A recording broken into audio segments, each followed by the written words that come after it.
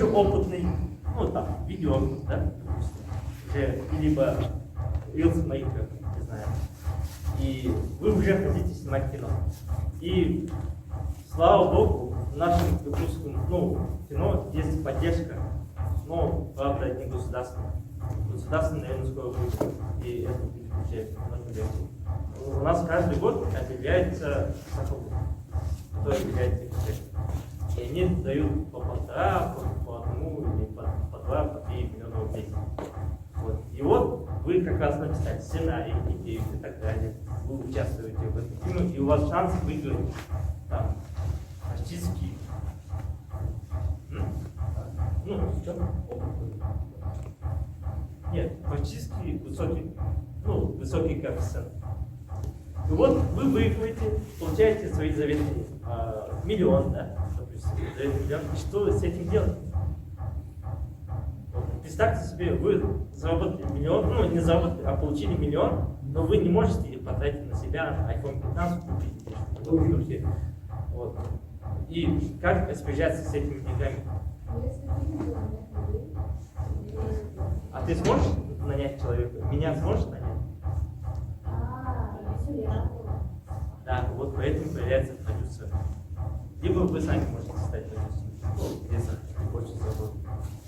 Вот объявляется продюсер, его самый главный фактор, он умеет общаться с людьми, с любым человеком. Договориться, типа. Вот такая задача, и у меня на этот бюджет где-то 5000 за одну смену. А сколько дней мы будем работать? Чем дольше мы будем работать, тем больше получишь. Его мотивирует, и они его выпускают. Вот. Продюсер находит оператора и так далее, команду, всю часть команды, он уже потратил половину уже бюджета, остался 500 000. И режиссер уже в одного с этими где-то 25 специалистами общается со всеми, с каждым из тратит по 1, по 2, по 3 часа, короче. И говорит свое авторское мнение. Я хочу, чтобы вот так было, так было. И это проходит полгода. У меня, например, полгода проходит, если сказать. А теперь объявляются артисты. Это еще 20 человек. Вы сможете в одного делать более 110 людьми. Чтобы стать режиссером, это надо уметь общаться с людьми. И самое важное, у нас же, народ такой, типа, что-то плохое сказал, и все, они там обижены на всю жизнь, короче, пожизненно, короче, не хотят общаться и так далее. Поэтому с каждым человеком надо аккуратно, бережно и так далее, ничего не обидеть, никаких резких движений и так далее. Вот, вы со всеми пообщались и так далее, теперь техника, проблема техники. У вас 500 000 осталось. И потом, как это происходит? У нас нету рентал, к сожалению. Знаете, что такое рентал? Да, что?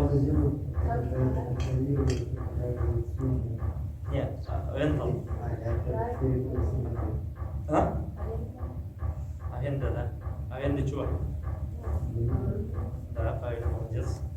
И вот, находите рентал, либо у каждого бабушки, у каждого третьего человека через полгода, выйдите, у тебя есть камера, у тебя есть объектив. Потом будет, поэтому у нас ограниченный бюджет. К этому можете относиться нормально. Вот. Вы нашли рентал, нашли камеру, нашли свет, нашли звукозаписывающую устройство и так далее. Уже потратили 150 000. Вот. И теперь объявляется КПП. Что такое КПП? Вот, молодцы. Вы уже разрабатываете каждый день. И вы знаете, что фильм, он не снимается периодически, хронологически.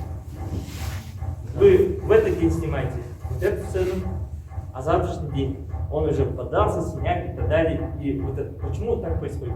Потому что удобно перемещаться.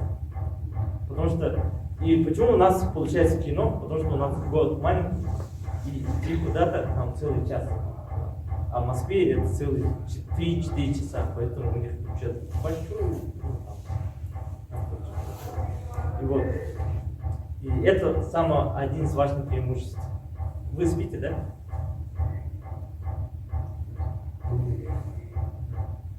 Хорошо. Так, что еще?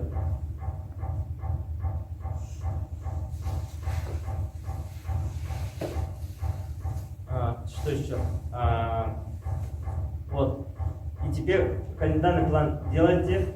И самое страшное это тупо начать снимать.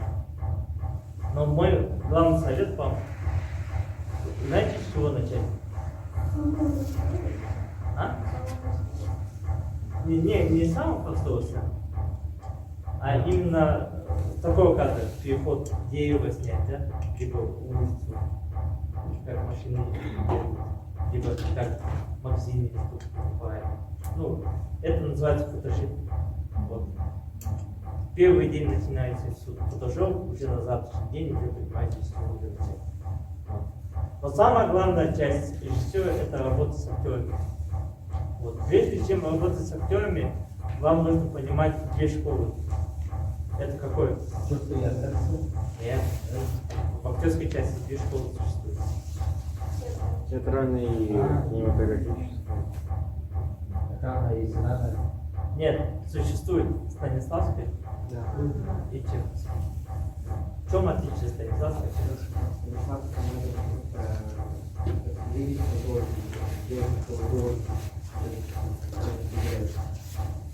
А Чеховская? Чеховская, это когда, если показывают на себе, что он должен обязательно быстро. Нет, это Чеховская уже называется. Чеховская, знаете? Ну, если да, говорите. Просто играть. А? Нет. Движется, а вы играете там. Вот, допустим, давайте я скажу. Есть у нас известный актер Юрий Борисов. Знаете, да, Юрий Борисов? Ну ладно, давайте Сергей Бодрова, знаете? Вот. Ну ладно, не Сергей Бодров, а Федор Бондарчук. Знаете? Не, или хотя, давайте. Как есть же русский актер, который все время кричит, как и фильм? Да, Александр Петров. Вот, Александр Петров, у него, так скажем, ну, да, допустим, Станиславский. Станиславский – это когда персонаж, то есть актер входит в роль персонажа. Это не просто так, простые слова, именно как он кушает, как он одевается, как он думает, кто его родители, и там что еще, в какой школе учился, в каком возрасте потерял девственность. Или, короче, все эти факты он придумал себе в голове. То есть он уже изъян понимает. А если там надо показать тюремщика, они реально в тюрьме, бывает с этими зэками, и так далее, понимает их характер, личность, поэтому очень правдиво получается. А существует Чеховская. Чеховская – это яркий пример, ну, Джонни Деппа и Джека Воробей. Вот он одел там костюм и так далее, и он придумал, так, он характеризует по текстуре своего вообще существования. То есть, так, я вот так делаю, вот так хожу. Это интересно, он уже сам придумал своего персонажа из текстуры существующего. Вот, то есть пират. Он рассказывал в интервью, просто одел свою одежду, костюмер, и сам же придумал, каким будет человек. И получился очень каноничный персонаж. Вот, поэтому существует две школы. И вот теперь знание этих школ вы должны... Российское кино всегда идет условно по Станиславскому. Потому что у нас одни авторские чужие фильмы. Американское кино в основном чеховское, но очень много из категории фильмов. Вот.